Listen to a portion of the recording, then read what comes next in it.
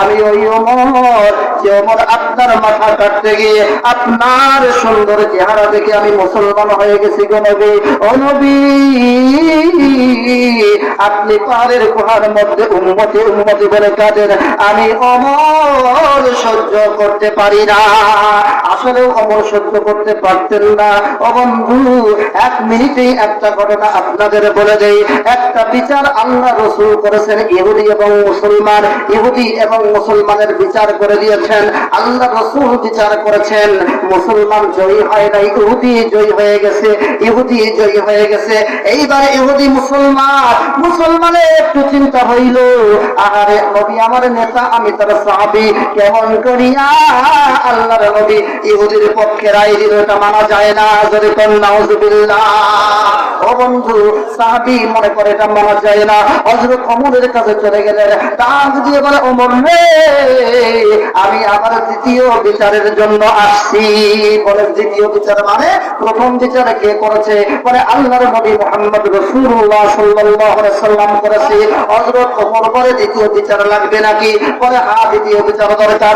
হযরত ওমর বলে, ও সাহাবী, একটু দাঁড়াও, তোমার দ্বিতীয় বিচার করতে হলে একটু ঘরের মধ্যে যাওয়া লাগবে। হযরত ওমর ঘরের মধ্যে গেলেন, একটা তরবারি আনলেন, একটা আঘাত করে ওই সাহাবীর মাথা থেকে কল্লাটা আলাদা করে দিয়েছেন। হযরত ওমর ডেকে বলে, ও আল্লাহর বান্দা, আল্লাহর নবীর বিচার যারা ভালো লাগে না, পছন্দ হয় না, তার দ্বিতীয় বিচার এমনই হওয়া দরকার।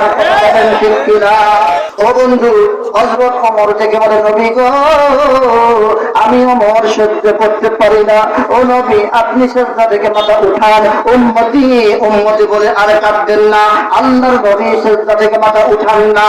হযরত ওমর ডেকে বলে, ও নবী, আমি বুঝতে পেরেছি গো নবী, আপনি নবী রহমতের ভান্ডার, আপনি নবী উম্মতের কান্ডারি। আমি ওমর আমার জীবনের সমস্ত নেকি আপনার উম্মতের জন্য দিয়ে দিলাম।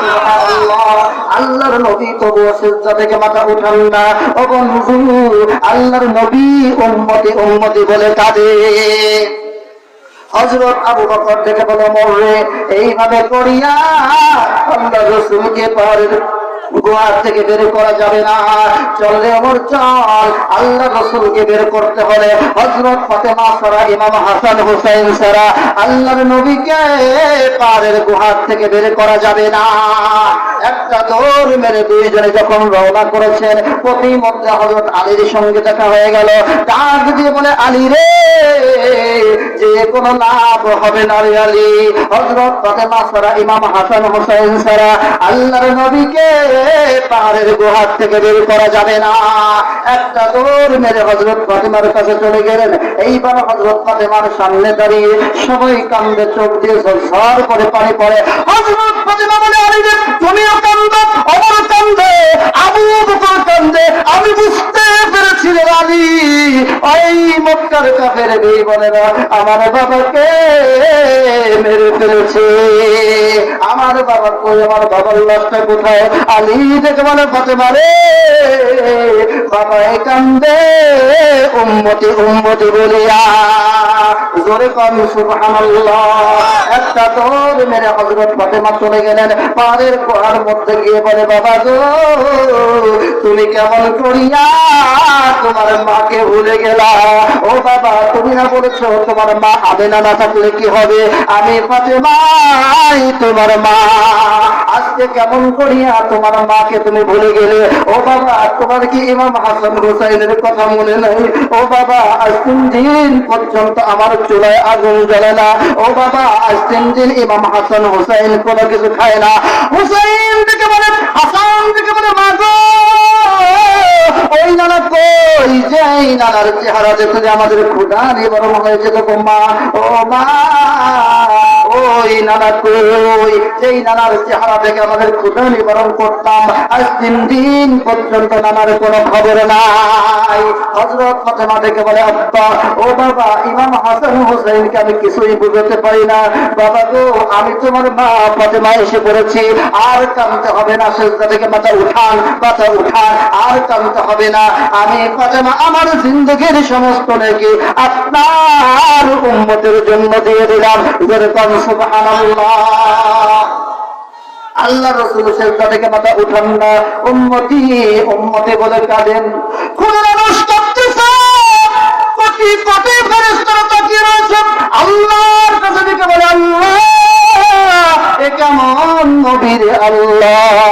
ও আল্লাহ, 1,00,000 নবী দুনিয়া এসেছে, 312 জন রাসূল দুনিয়া এসেছে, কোন নবী তো উম্মতের জন্য এরকম করে না। এ কেমন নবী, এ কেমন নবী। ক্ষুধার আরশ কাঁপতেছে, ফেরেশতারা আল্লাহর কাছে কান্নাকাটি করে দোয়া করে, ডাক দিয়ে বলে আল্লাহ আমার তিন বাবারে আর কত কাটাইবারে আল্লাহ। ও আল্লাহ, ওদের ময়দানে আমার নবীর দন্ত মোবারক শহীদ করেছ। ও আল্লাহ, তায়েফের ময়দানে আমার নবীর, আমার ভাইয়ের বাবার রক্ত জড়াইছো। ও আল্লাহ, আমার বাবার তায়েফের ময়দানে রক্ত জড়াইছো। আমার বাবাকে 3 দিন পর্যন্ত পাহাড়ের গুহার মধ্যে সেজদায় ফেলে রেখেছো। ও আল্লাহ, তুমি সাক্ষী থেকে থাকো, আমি ফাতেমা আমার জিন্দেগির সমস্ত নেকি তো দিলামই দিলাম।